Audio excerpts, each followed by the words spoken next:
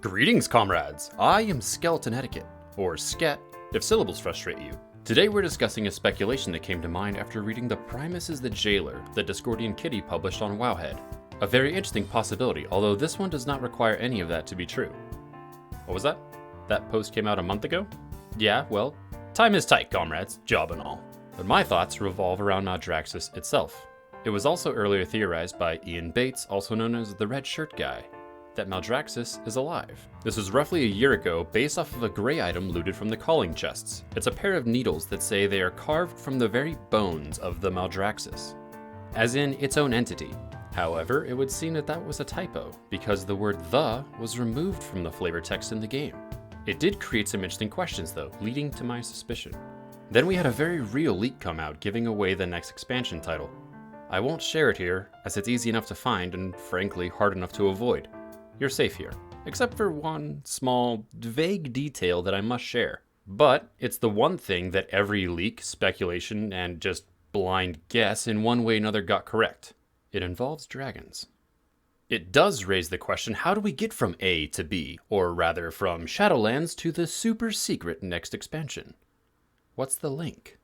Maybe we already have it. Let's do a quick catch-up. Maldraxxus as a zone allows you to harvest leather from its surface via groundworts, which is as unique as it is disgusting. The ore from the zone is called oxion, which closely resembles ossian, or Latin for being a component of bone, meaning that all materials made in Maldraxxus would either be crafted from bone or flesh. Now I'm going to give you a moment to recover from that revelation while I get out my new hat. Oh, it's a snug fit, isn't it? Handcrafted by this precious ore found in the Barrens. Alright, comrades, let's do this. One of the things that many people asked going into Maldraxxus was what could have been large enough to produce these bones? These things are huge. Wouldn't they run out of bones or flesh at some point? After all, they're making numerous armies to fend off other forces like the Void and the Light. When we get to Maldraxxus, it's the least affected by the drought. Even the uprising could be just as much blamed on the missing Primus and the vacuum of power that comes from that, as it could be the competing for resources. The military strength never seems lacking, which is virtually all of Maldraxxus society. They had enough resources to fight themselves multiple times, and still then take the fight to Bastion, lose that fight, and then still come back and fight each other. The zone is extremely efficient, as one might expect from a militaristic society. The unique weather in the zone is a storm of anima, flowing back and forth, almost like a recycling of the death that's in the zone, much in the same way that they reuse virtually all of the flesh and bones. I suspect Maldraxxus would be the last zone to quote-unquote survive if the drought continued and was real. Self-sustaining is like a hallmark of the zone, to the point of cannibalism if need be. There's an interesting thing to note when you're in Maldraxxus. You can see the zone continues off into the fog, alluding to a larger construct. The rocks themselves seem to be scales rather than actual rock formations. Even the word Maldraxxus, as multiple people have pointed out, can be broken down into the words mal, or bad, evil, and drak, being dragon. But also just sounds cool, right? Probably doesn't mean anything. After all, Bastion means an institution or place upholding particular principles. And Arden means great forest, and Weald means forest. Revan means to secretly steal, and Dearth means scarcity, or more accurately, famine. The point is, clearly, none of the names are even remotely related to what the zone is or does, so let's just call it there. Just give me the goddamn hat! This would suggest that the zone is actually a dragon. Well, if that's the case, then it would have to be extremely large. Fortunately for this video, and unfortunately for my family that just wants to talk about anything else at this point, we have such a being. This is Galakrond, the progenitor of protodrakes. It was the largest dragon that Azeroth has ever known. So large it could only be compared to itself. It grew in size as it cannibalized its brethren, until it was so large that Malagos could fly into the dragon's mouth, turn around, and fly out. Galakrond was larger than all of the aspects combined, with Neltharion being the size of one of its claws. But it's just as important to note that the more it fed, the more the creature grew. As it did, it eventually became necrotic. The more it consumed, the more twisted the creature became, sprouting limbs and eyes. Galakrond goes from swallowing 8 caribou, a few at a time to be satisfied, to swallowing a dozen dragons whole and still being hungry, at which point he was banished from all buffet chains. When he consumed his brethren, they rise from the dead, being referred to as the not living. Yep, Listen, you knew the dragons were bound to run out of good names eventually, right? They can't all be top tier like Alexstrasza. Focus, man! At one point, Caligo sees a series of mountains, and it gives him a flashback to seeing Galakrond's teeth. A full-sized dragon can fly between the creature's individual rib bones. And I know the response to this. You can actually just go see Galakrond in Northrend right now. Here, I'll show you. Hardly the size of Maldraxxus, right? Definitely. So, theory busted, pack up shop, ditch the hat. Well, not exactly. As stated, the creature grew dramatically very quickly from consuming others. How much larger do you think it would grow in 10,000 years consuming the anima of the dead? Galakrond is long dead before even the events of Warcraft, felled by a massive boulder choking it, which is probably the least climactic death ever to a threat deemed to be the end of Azeroth. Although that also seems to be a secret handshake of bad guys these days. The most satisfying death we've had of a last boss for the past 5 raids was Denathrius, because we found out he wasn't really dead, and we get to crawl back to Daddy D someday. Where was I? Right, the giant death dragon that breathes death, raises undead armies, grows necrotic limbs, and then died.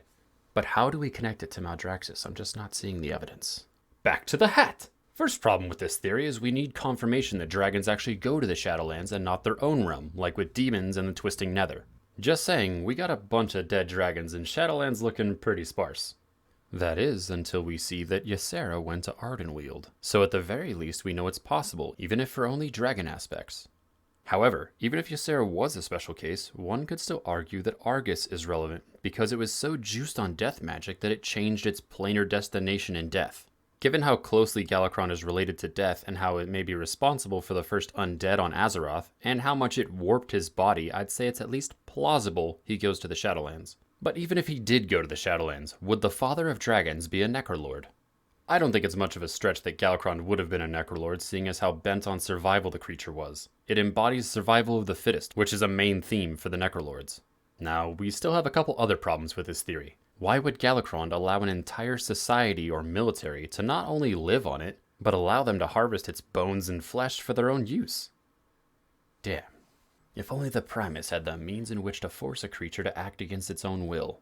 Okay, so you're saying Galakrond was dominated into allowing the Necrolords to cut off limbs from the creature?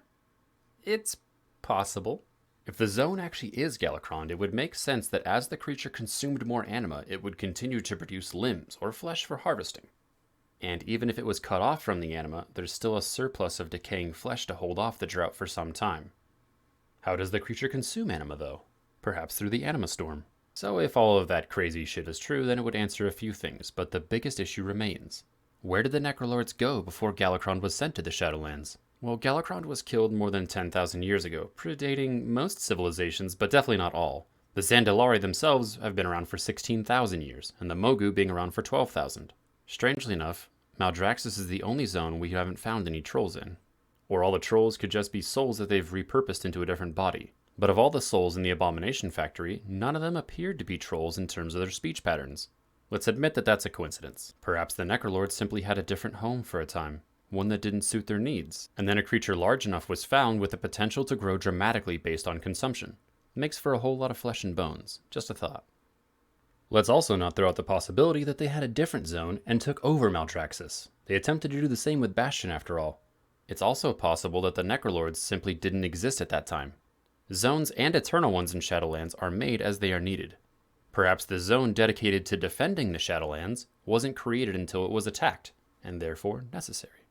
We also know that Arthas was trying to revive Galakrond at one point. We know that creatures once revived are removed from the Shadowlands. Now this is a bit hatty, even for me, but this could have been an attempt by the Jailer to combat the Primus and the Eternal Ones, potentially removing Maldraxxus entirely from the Shadowlands. Arthas obviously wasn't mind-controlled, but a suggestion isn't mind control. Unless we're in D&D, in which case, roll a wisdom save. But let's be honest, Arthas probably has like a -3 to wisdom. Guy was a badass, but easy as shit to manipulate.